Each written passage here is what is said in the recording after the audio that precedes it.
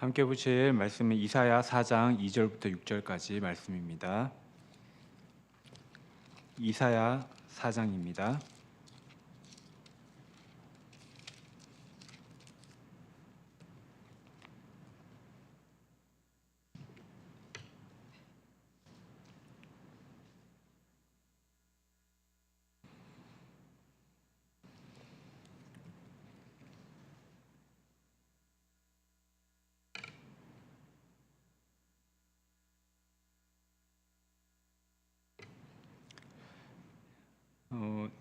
제가 먼저 읽고 교독하시겠습니다. 그 날에 여호와의 싹이 아름답고 영화로울 것이요 그 땅에 솟아는 이스라엘의 피난한 자를 위하여 영화롭고 아름다울 것이며 시온에 남아있는 자 예루살렘에 머물러 있는 자 곧 예루살렘 안에 생존한 자 중 기록된 모든 사람은 거룩하다 칭함을 얻으리니 이는 주께서 심판하는 영과 소멸하는 영으로 시온의 딸들의 더러움을 씻기시며 예루살렘의 피를 그 중에서 청결하게 하실 때가 됨이라. 여호와께서 가하시는 온 시온 산과 모든 지폐 위에 낮이면 구름과 연기 밤이면 화염의 빛을 만드시고 그 모든 영광 위에 덮개를 두시며.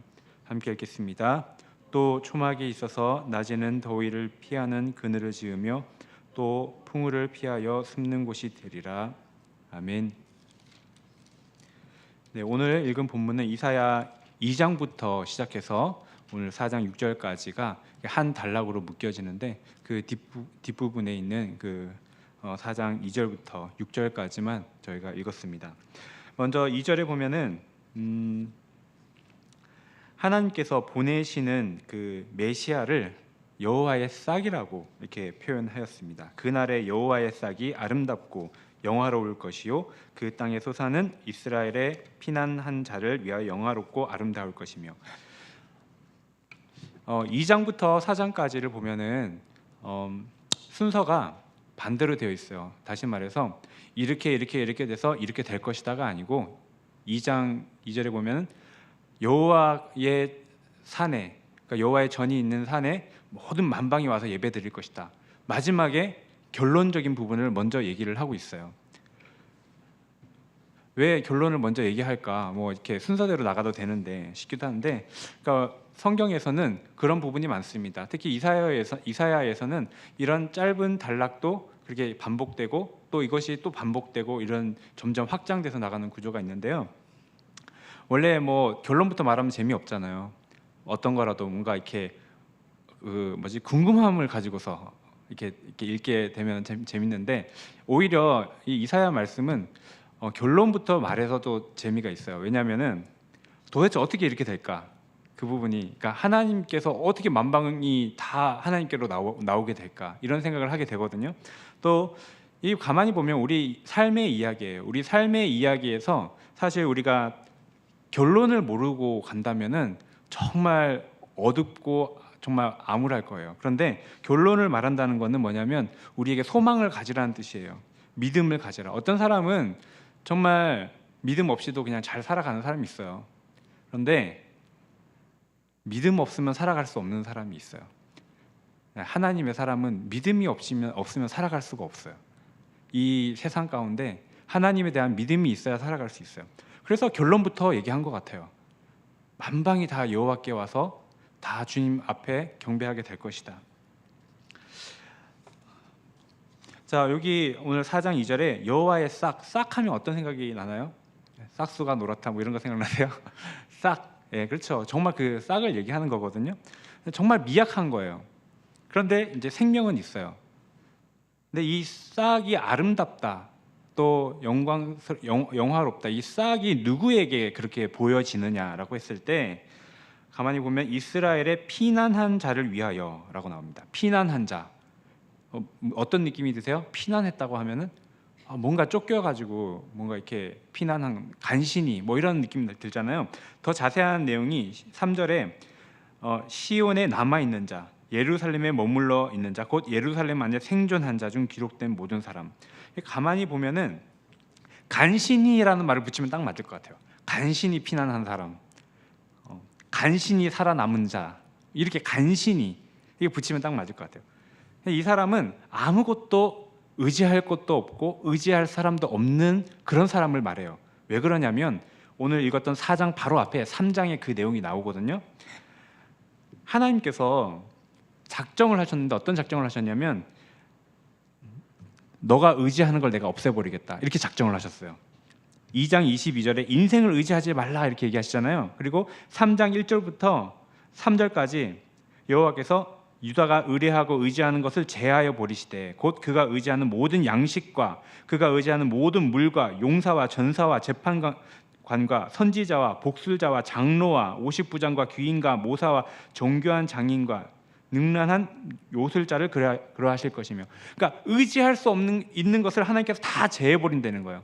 그러니까 이 3장에서 의지할 것이 하나도 없구나라는 결론이 나오도록 하나님께서 그렇게 하실 거예요. 어떤 사람은 내가 끝까지 붙잡고 있으면 되지라고 생각하잖아요. 근데 하나님의 목적이 의지할 것을 다 없애버리겠다고 목적을 하셨으면은 의지할 것이 정말 없구나라는 고백이 나올 때까지 하실 거예요. 예. 그러니까 하나님께서 만약에 기쁘게 하실 거라고 한다면은 아무리 기쁨이 없어도 정말 기쁘구나라는 고백이 나올 정도로 하나님께서 일하실 거예요. 근데 의지할 자가 없도록 하겠다고 작정을 하신 거예요. 그래서 하나님께서 어떻게 하시는지 아세요? 그러면은 리더를 없애는 거예요. 그럼 리더가 없느냐? 그게 아니고요. 리더를 어떤 사람을 아치냐면 소년들, 아이들을 리더가 되게 하겠대요. 4절에 보면 그가 또 소년들을 그들의 고관으로 삼으시며 아이들이 그들을 다스리게 하시리니, 그 말은 뭐냐면 정말 아이가 리더가 된다 이 뜻이 아니고요. 리더가 아이 같아요. 그러니까 리더가 생각하거나 말하는 게 어리석어요. 별로 뭐 깊이 생각하지도 않고 그냥 자기 마음대로 자기 좋은 대로 그냥 막 생각하고 가는 거예요. 그런 사람이 리더가 되도록 하시겠다는 거예요. 그러면 어떻겠습니까? 남자들이 이렇게 사회생활을 하는데 리더가 완전히 수준 이하야. 자기 마음대로 해. 법도 없고 질서도 없어. 그러면 스트레스 받을까요? 안 받을까요? 너무 스트레스 받겠죠. 네. 근데 그런 상황 가운데서 이제 살아가게 되는 거예요. 그리고 또 뭐가 나오냐면 12절에 보면 내 백성을 학대하는 자는 아이요. 아이가 백성들을 학대한대요. 왜 그래요? 아이가 리더가 됐으니까. 그러니까 어른인데 마음은 아이예요. 그러니까 백성들을 막 학대해요. 마음대로 죽여, 마음대로 살려, 마음대로 자기 마음대로 막 해요. 그러니까 무법 질서죠. 그리고 다스리는 자는 여자들이라. 그러니까 여자들이 다스린다 이렇게 얘기 나와요. 인도하는 자는 뭐 바른 그것도 없어요. 지혜도 없고 그냥 마음대로 사람들을 인도하고. 하나님께서 이게 하신 것은 뭐냐면 이 가운데서 고난을 좀 받아보는 거예요. 네. 고난을 받는 거예요. 도저히 못 견디겠다. 믿을 사람이 없구나. 네. 가정에서도 사실 남자가 굉장히 중요하죠. 오늘 말씀을 보니까 하나님께서 인생을 의지하는 사람, 인생을 의지하기 때문에 여자가 다스리게 하겠다 이렇게 얘기하고 있어요. 가만히 보면은 고대 전쟁을 보면 남자들만 죽여요. 왜? 남자들만 집요하게 죽여요. 그러면 끝나거든요. 근데 오늘날 그런 것 같아요. 남자들이 남자답지가 않아요. 지금 보면은. 예.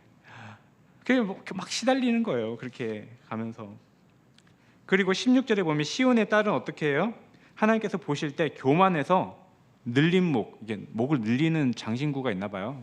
목을 늘리고 정을 통하는 눈으로 다니면서 아기작거려 걸으며 발로는 쟁쟁한 소리를 낸다 이렇게 얘기하시는데, 이게 여자들이 굉장히 그 사치하고 교만하고 또 음란하고 이런 것들을 말씀하고 있어요. 그런데 여자들에게는 어떤 고통이 있어요? 그런 사람인데 어떻게 해요? 이마에 딱지가 생기게 하겠다라고 나와요. 이마에 딱지가 생기면 어때요? 17절에 시온의 딸들의 정수리에 딱지가 생기게 하시며 여호와께서 그들의 하체가 드러나게 하시리라. 정말 수치스럽게 하겠다는 거예요. 저도 책 보면서 그냥 이렇게 가다가 전봇대 부딪혀가지고 여기 다쳐가지고 반창고를 붙였어요. 그때 이제 지하철 타고 교회를 1시간 가야 되는데 온 세상 만물이 내 이마만 쳐다보는 것 같아요.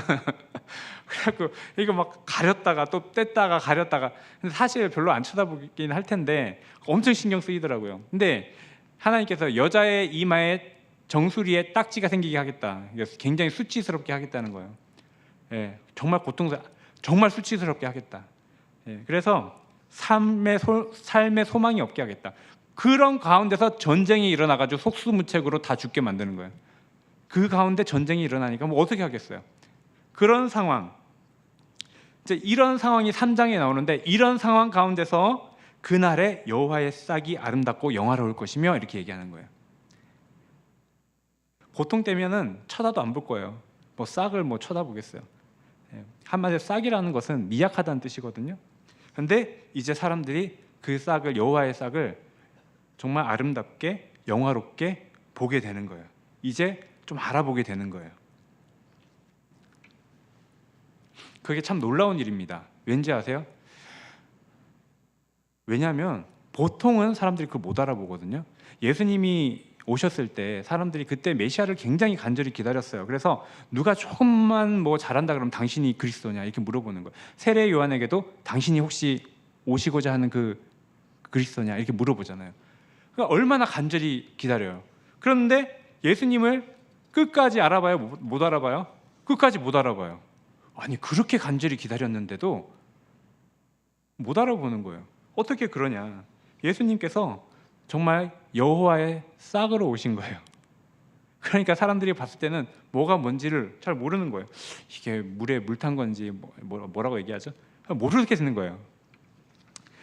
이사야 53장 2절에 보면은 그는 연한 순 같고 마른 땅에서 나온 줄기 같아서 고운 모양도 없고 풍채도 없은즉, 주님께서 이 땅에 오신 것은요 분명히 이 사람들을 구원하기 위해서 하나님께서 정말 그런 뜻을 가지고 보내셨는데 사람들이 이해를 못해요. 왜 그래요? 하나님께서, 사람들이 생각하는 건 이거예요. 나 지금 어려운데 좀 기적을 베푸셔서, 하나님이 기적을 베푸셔서 문제를 해결해 주시면 좋겠는데, 이거거든요. 지금 나 어려운데 뭔가 놀라운 기적을 빨리 베풀어 주셨으면 좋겠다, 이거예요. 지금 이스라엘 백성들이 로마의 핍박 가운데 있는데 정말 다윗 같은 사람 보내주셔서, 메시아 보내주셔서 놀랍게 로마를 다 물러내고 이스라엘 나라가 굳건하게 세워졌으면 좋겠다, 기적같이. 근데 예수님이 어떻게 하세요? 돌을 떡으로 바꿔 먹어라 해도 주님께서 거절하셨어요. 또 사람의 관심과 이목을 집중해서 받을 수 있는, 그래서 힘을 모을 수 있는 성전에서 뛰어내려 천사가 받쳐줄 것이다, 안 하세요. 그렇게. 그러면 이스라엘 백성을 정말 하나님의 능력으로 구원할 의지가 없으신가? 또 그렇지도 않아요. 시험을 받고 내려가자마자 하신 얘기가 회개하라, 하나님 나라가 가까이 왔다. 그러니까 하나님 나라가 가까이 왔다는 메시지를 전하시잖아요. 그런데 기적으로 인해서 모든 악한 것들을 물리치고 즉각적인 어떤 능력으로 하실 생각을 안 하시고, 또 사람들의 인기를 끌고 그렇게 해서 힘을 키워서 사람들을 이렇게 집중시켜서 그렇게 대응할 생각도 안 하시는 거예요. 그러니까 제자들의 머릿속에는 그 두 가지밖에 없었거든요. 끝까지 십자가 지시고 부활할 때까지 그 두 가지밖에 없었어요. 그러니까 예수님이 무슨 말씀을 하셔도 그냥 오해하는 거예요. 사실은 그것이 그런 마음들이 하나님이 아닌 다른 것을 경배하는, 우상 숭배를 하는 그런 문화와 마음에서 온 거거든요. 이방신들이 그렇게 말을 하고 있어요.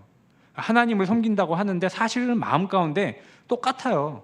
그러니까 이래요. 그러니까 하나님께만 기도하지 절에 가서 부처한테 기도하는 거나 뭐 어디 가서 다른 데 비는 거랑 똑같아.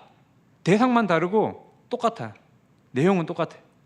그러니까 예수님께서 뭐라고 말씀하셔도 그러면 이제 힘을 모아서 되는 건가? 또는 그러면 이제 하나님께서 역사하셔서 이제 나라가 세워지는 건가? 뭐라고 말씀하셔도 다 자기 방법대로 알아들어요. 그게 사실은 우리도요, 성경 보면요, 성경을 제대로 보지 않으면 다 하나님께서 말씀하셨는데 다 자기 생각대로만 받아들이거든요. 그래서 아무리 말해도 그러면은 그래서 돈이 생길까요? 그래서 그러면 좀 제가 좋은 학교 이제 들어갈 수 있나요? 그래서 결국은 뭘 얘기해도 자기가 생각하는 대로 다 생각하고 이해하고 받아들이는 거예요. 그래서 제자들도 끝까지 이해를 못하는 거예요.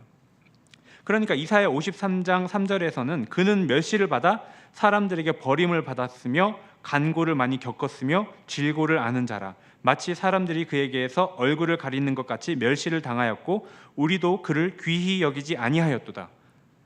그러니까 도대체 뭔 소리 하고 이분이 뭘 하러 온 건지 이해를 못하는 겁니다.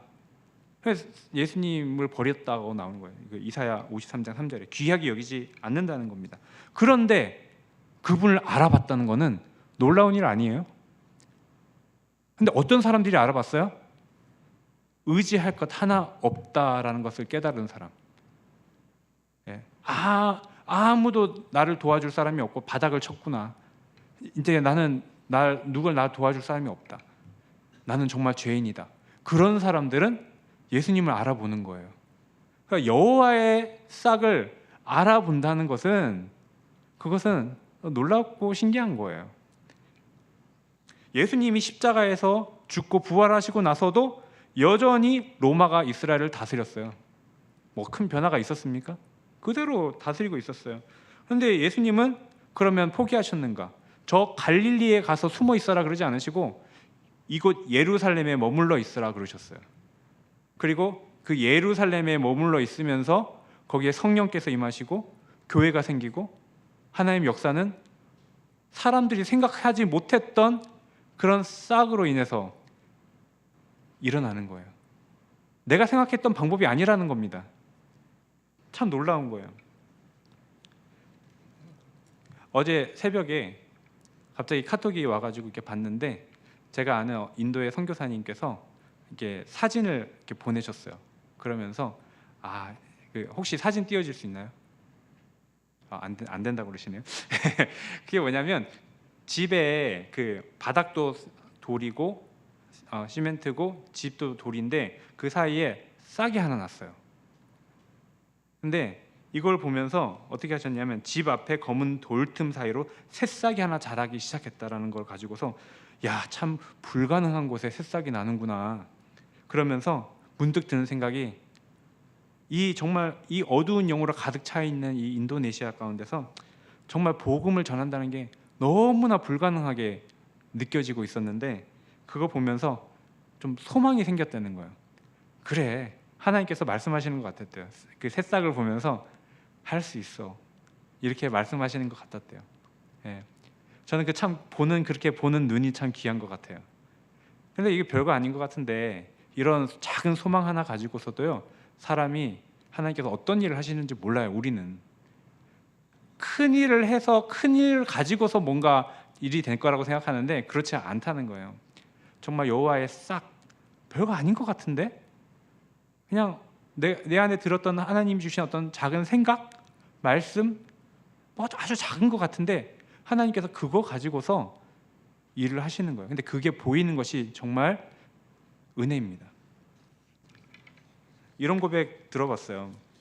자기가 이제 돌아봤는데 정말 죽고 싶었을 때가 있었대요. 정말 죽고 싶었을 때가 있는데 그때 생각하면 지금은 스트레스가 10 중에서 0.001이래요. 그때 정말 죽고 싶었을 때를 10으로 생각하면 돌아보니까 근데 내가 어떻게 여기까지 왔는가 했을 때 다른 거는 몰라도 그냥 하나님 교회에서 섬기는 거 그거는 하나 잡고 있었다고. 근데 그거 하나 잡고 있었는데 그게 나에게 힘이 돼가지고 여기까지 온 것 같다고. 그런 얘기 하시는 것을 제가 들었어요. 내가 내 삶에 별로 도움이 안 되는 것 같아. 그런데 그거 하나 붙잡았던 그것이 내 삶을 살리고 나를 이끌어가는 거예요. 나는 할 줄 아는 게 하나도 없는데 그냥 교회에 와가지고 그냥 할 게 없어서 할 줄 아는 것도 없어서 그냥 기도했는데 하나님께서 기도에 응답하시고 나를 지금까지 인도하셨다. 이런 고백은 우리가 너무 숱하게 듣죠. 여호와의 싹 별거 아닌 것 같잖아요. 그런데 놀라운 일이 일어납니다. 이 싹으로 인해서. 오늘 이사야 2장의 결론이 나온다 그러잖아요. 만방이 여호와의 전에 와서 막 경배하게 될 것이다. 온 열방이. 근데 그것이 뭘로 시작해요? 여호와의 싹으로 시작해요. 그런데 그게 보이지 않는 사람은 밟아버릴 거예요. 그거 뭐라고? 밟아버리죠. 신경도 안 쓰죠. 볼 수가 없으니까. 보이는 것이 너무나 귀한 것입니다. 보이게 하기 위해서 하나님께서 3장을 허락하신 거예요. 말도 안 되는 어린아이가 다스려요. 이 질서가 다 어그러졌어. 그 가운데서 망신당하고 고통하고 이런 일들이 우리에게 주어지는 겁니다. 그런데 그 가운데서 들려지고 보여지는 것이 있습니다. 4절에 보면 이는 주께서 심판하는 영과 소멸하는 영으로 시온의 딸들의 더러움을 씻기시며 예루살렘의 피를 그 중에서 청결하게 하실 때가 됨이라. 네, 그렇게 보일 때 하나님께서 하시는 일은 뭐냐면 우리를 깨끗하게 하시는 것입니다. 더러움을 씻기신다는 거예요. 심판하는 영과 소멸하는 영으로 깨끗하게 하시고 예루살렘의 피를 청결하게 하십니다. 그러니까 예수님을 믿고 우리가 용서함을 받았다라고 해도요, 우리 안에 정말 특별히 마음의 병과 영적인 병이 나아야 돼요. 어떤 사람이 정신병 걸려서 사람을 죽였는데 정신병 걸렸다는 게 정상 참작돼서 이 사람을 풀어줬어요. 그런데 그 사람은 그 정신병 때문에 죽을 수 있어요. 뭔가 이렇게 하나님께서 용서하셔도 우리 안에 해결되고 회복돼야 될 부분이 있어요. 아직 병자인 거예요. 근데 이 병은, 특별히 이 영적인 병은 어디에서 왔느냐, 어떻게 치료를 받느냐, 그것을 우리가 알아야 되는데, 그것은 우상 숭배와 밀접한 관계가 있습니다. 그것이 이제 이사야 2장에서 그 부분이 해결되는 것들이 나오는데요. 하나님께서 이 세상을 다스리라고 하셨잖아요. 다스리라고 하셨는데, 다 다스리도록 주셨는데, 그런데 이것을 하나님 뜻대로 다스리면 다 선한 거예요. 그런데 사람들이 예를 들면 금이 나쁜 것이냐, 금이 나쁘지 않죠. 돈이 나쁜 것이냐, 나쁜 게 아니에요. 그런데 거기에 사람들이 절하니까 문제가 되는 거죠. 모양을 만들어 놓고 절하니까 문제가 되는 것이지 그 자체가 나쁜 게 아니죠. 다시 말해서 하나님이 주신 것을 오용하고 남용하는 것, 하나님 뜻대로 사용하지 않는 것, 그것이 우상 숭배예요. 그리고 반드시 그 우상 숭배에는 희생 제물이 따라와요. 뭔가 희생이 된다는 겁니다. 여기 2장에 나오는 그 우상은 뭐냐면, 그 징조는 뭐냐면 전쟁이 나와요. 전쟁이 하나님의 공의를 믿지 않고 자기의 힘을 믿는 거예요. 그것도 우상 숭배죠. 하나님의 판단이 서게 되면 전쟁이 없어져요. 그것이 나와 있어요. 또 하나가 물질을 정신없이 쫓아가는 거예요. 그래서 타협하는 게 나와요. 블레셋 사람과 약조를 맺어요. 왜냐? 물질이 있어야 사니까. 근데 하나님께서 물질이 필요한 걸 모르지 않으시거든요. 근데 제가 뭐라 그랬어요? 우상 숭배는 넘어서는 거예요. 넘어서는 거. 하나님이 기뻐하지 않는 방법까지, 하나님이 기뻐하지 않는 선까지 넘어서서 가는 거예요. 그러면서부터 동화되게 되고 이렇게 타협하게 되는 거예요. 그리고 16절에 보면 2장 16절에는 교만함이 나오고 아름다운 것들 숭배하는 것들이 나와요. 이런 것들이 나오는데, 이때 제가 말씀드렸지만 우상 숭배에는 반드시 희생하는 게 있습니다. 그래서 여기 4절에 보면 더러워지고 또 피가 흘려졌다 이런 얘기를 하잖아요. 하나님께서 그거를 가지고서 좀 깨끗하게 하겠다는 겁니다. 사람들이 이게 세상 가운데 살아가면 나도 모르게 이미 그 안에 살아가고 있어요. 우리도 나도 모르게 그런 우상 숭배 가운데 있어요. 근데 예수님을 믿고 나서 하나님께서 먼저 하시는 작업이 뭐냐면, 그것을 심판하는 영과 소멸하는 영으로 씻기시고 치료하시는 거예요. 그게 사실 치료하시는 거예요.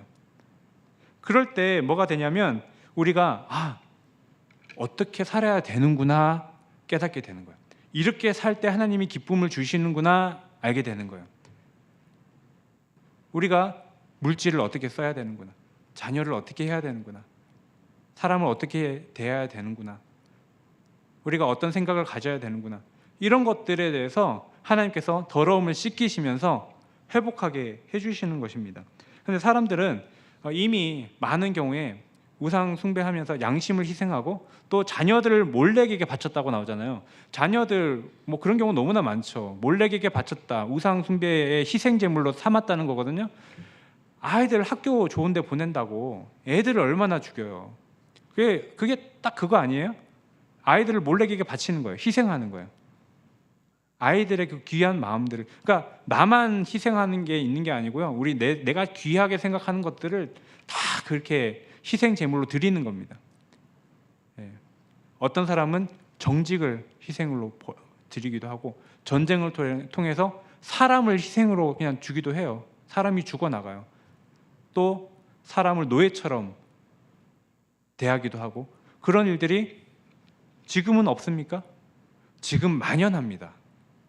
지금 만연해요. 그러니까 이 세상 사람들의 지금 생각과 사고 가운데 우상 숭배가 만연하고, 그리고 그걸로 인한 희생이 있는데 그것을 직시하지 않고 보지 않을 뿐이에요. 그러니까 하나님께서 인생 의지하지 말라고 계속 얘기하시는 겁니다. 이 의지할 것이 없다는 것입니다. 예수님 당시에 아까 말씀드렸지만 제자들도 마찬가지였어요.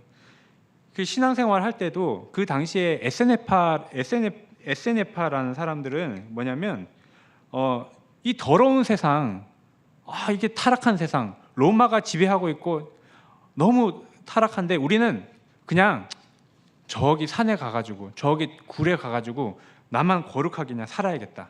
여기 이렇게 되든 저렇게 되든 그건 내가 알 바 아니고 나는 거룩하게 살아야겠다. 그렇게 가는 사람이 에세네파입니다. 그런데 그렇게 가는 것이, 그렇게 담쌓고 가는 것이 우상 숭배에 대한, 우상으로 가득 찬 세상에 대해서 우리가 바른 태도일까? 바른 자세일까? 정말 답일까? 그렇지 않아요. 왠지 아세요? 하나님은 세상을 포기하지 않으셨기 때문이에요. 예수님은 어떠세요? 책임지러 오셨어요. 버리지 않고 책임지러 오셨어요. 그러니까 우리가 엉망이 되어 버렸는데, 우상 숭배 가운데서 우리 마음도 엉망이 되고 우리의 삶도 엉망이 되고 엉망이 되어 버렸는데, 엉망이 된 피조물을 책임지러 오셨단 말이에요. 그런데 우리가 이 세상 들어오니까 우리는 그냥 이렇게 그거는 그거대로 가라 그러고 우리는 우리끼리 그냥 거룩하게 살자. 그것은 주님의 마음이 아닌 거죠. 예수님께서 모든 악으로 그 감당하시면서 십자가에 죽으셨을 때 하나님께서 어떻게 하셨어요? 가만히 두지 않으시고 살리셨어요. 부활시키셨어요. 그러니까 부활의 역사가 있어요. 우리는 부활의 역사를 믿어야 돼요.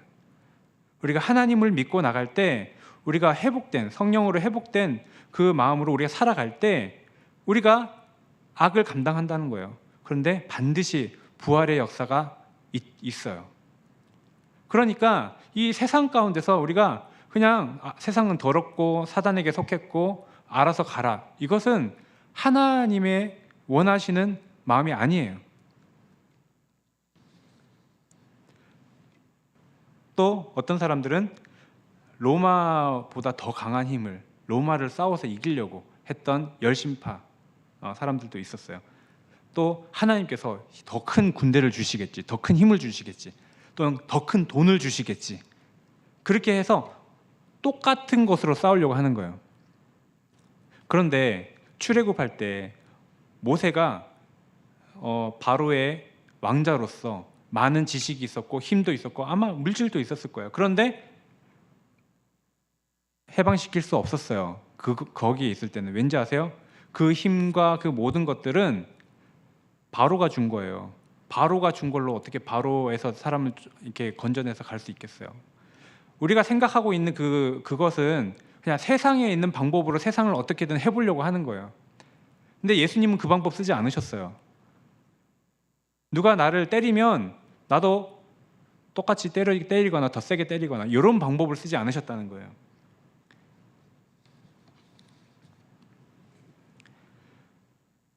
예수님은 사람을 먼저 회복시키셨어요.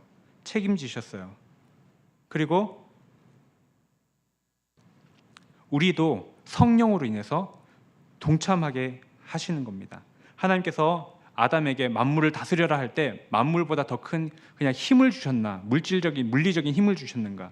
그건 아니었어요. 그러나 하나님의 형상으로 다스릴 수 있는 권세를 주셨어요. 그런데 아담은 실패했어요. 그리고 사람들은 무책임해졌어요. 내 삶에 대해서도 돈에 대해서도 하나님의 뜻 생각하지 않고 그냥 무책임하게 막 쓰고, 또 무책임하게 내 삶을 살고, 시간도 무책임하게 그냥 가고 책임 전혀 지지 않아요. 피조물에 대해서도 책임지지 않아요. 이웃 사회에 대해서도 책임지지 않아요. 내 가정 꾸리기도 바쁘다. 하나님이 주신 만물에 대한 책임 전혀 없어요. 나만 그냥 어떻게든 간수하려고 무책임하게 가게 됐어요. 실패한 거예요. 그런데 하나님께서는 어떻게 하기를 원하십니까? 책임지는 사람 되기 원하시는 거예요. 책임질 수 있는 능력을 주시는 것입니다. 성령으로 인해서. 그래서 예수님께서는 엉망이 된 우리를 끌어안으신 거예요.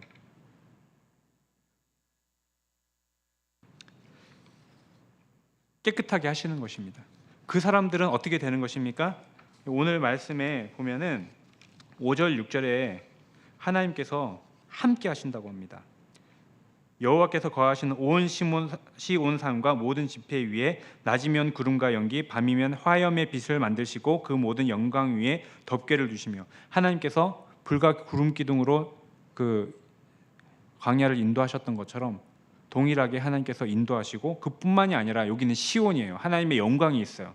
영광 위에 덮개도 덮어주시고, 그리고 초막이 있어서 낮에는 더위를 피하는 그늘을 지으시고 또 풍우를 피하게 숨는 곳이 되리라. 이런 약속을 하셨습니다. 하나님께서 먼저 깨끗하게 하셔서, 깨끗하게 하신 이유는 뭐냐면 함께 하기 위해서인 것이죠. 하나님과 동행하기 위한 것입니다.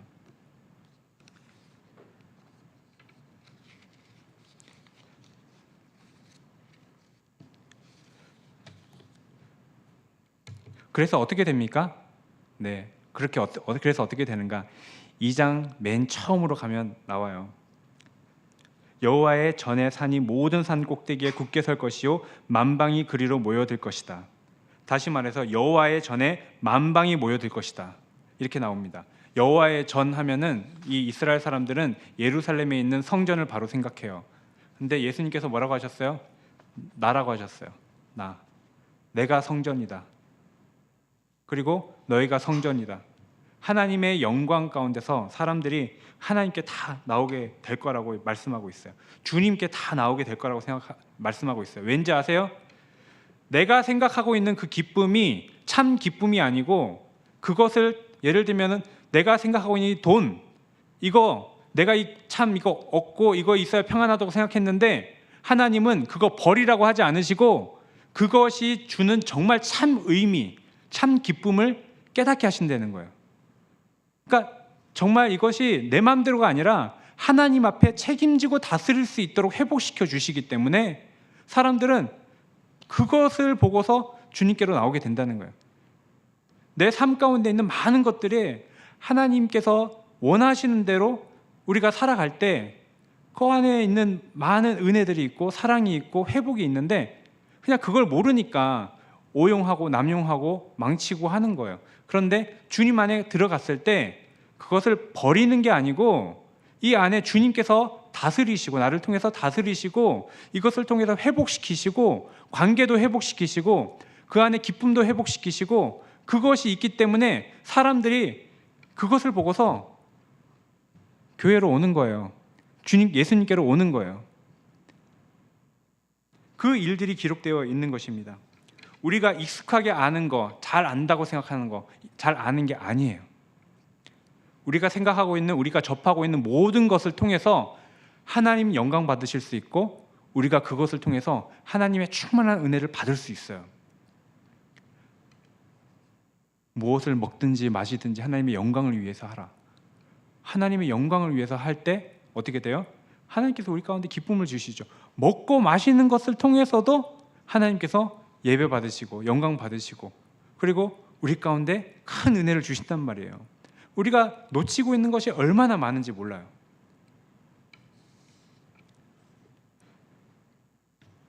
우리의 삶의 회복은 우상에서 벗어나는 것인데, 그것은 우리가 접하고 있는 모든 것들 가운데서 하나님의 뜻을 구하고 발견하고 깨닫는 것입니다.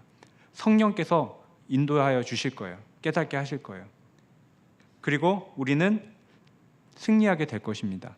우리가 책임감 있게 모든 것을 하나님 뜻 가운데, 하나님 뜻이 무엇이지? 물어가면서 다스리며 나가는 그런 사람이 되기를 하나님께서 원하십니다. 예배를 회복하시기 원합니다. 일상에서의 예배 회복할 때 우리가 많은 묶임에서 벗어나게 될 것입니다. 그리고 여호와의 싹. 바울이 이렇게 얘기했어요. 너희가 나를 생각하는 것이 싹이 난 것을 보니까 기쁘다. 다시 싹이 난 것을 보니 기쁘다. 싹은 나를 생각하는 것이 싹이 났다. 미약한 것이거든요. 근데 여호와의 싹이 여러분 가운데 보여지기를 원하고 들려지기를 원합니다. 그게 미약한 것 같지만 미약하지 않아요. 우리 삶과 인생을 송두리째 변화시키고 바꿀 수 있는 그런 싹입니다. 아름답게 볼 수 있는 눈이 열려지기를 축복합니다. 기도하겠습니다.